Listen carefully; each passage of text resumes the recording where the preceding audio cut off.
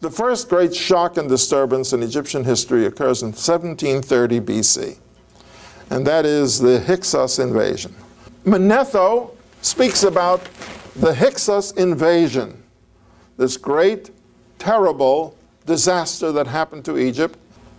The word Hyksos was his Greek writing, but now that we can read Egyptian, we can actually read Egyptian, we know the word was in Egyptian haka hasu, which means foreign rulers or foreign scepters. Those who wielded the scepter, the foreigners, the foreign rulers. At first, and for a long time, nobody knew what were these Hyksos, who were these Hyksos.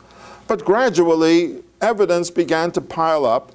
And what we can say about the Hyksos now is that the language they spoke was very similar to Hebrew, biblical Hebrew. They were speakers of what we call a West Semitic language or form of Phoenician Hebrew. I mean, Phoenician and Hebrew are distinct languages, but they're as distinct as British is from American. Same language, but different.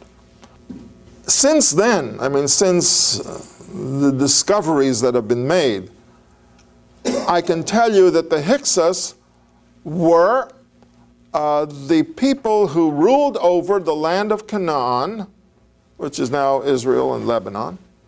They ruled over the land of Canaan, and they built and expanded their empire in a very great arc which embraced and encompassed Greece, the island of Crete, the Aegean area, and Egypt. And they conquered Egypt in 1730 BC and established their empire. So their empire extended from the land of Canaan. They went into the Aegean area and then into Egypt.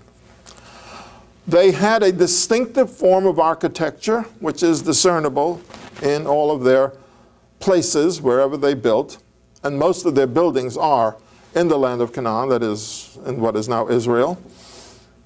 The Bible says that the city of Hebron was built 7 years before the city of Pt.1 in the land of Egypt, and Pt.1 was the capital of the Hyksos Empire of Egypt.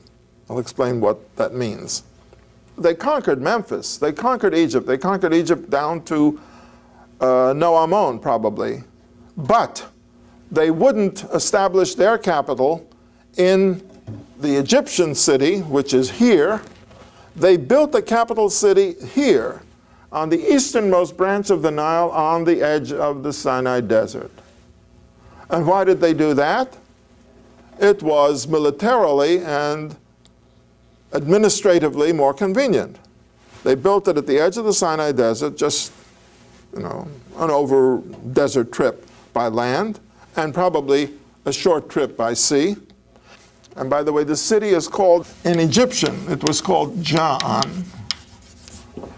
In Hebrew, it is called Zo'an. And in Greek, it is called Tan.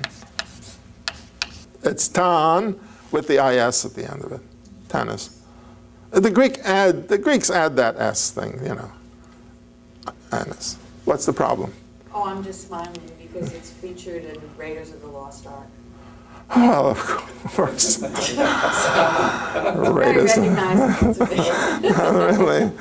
It's interesting that it is a ruin, and it's called Tel, which means ruin, but it's called Tel al-Yehudiya, which means the Jewish ruin, for some reason.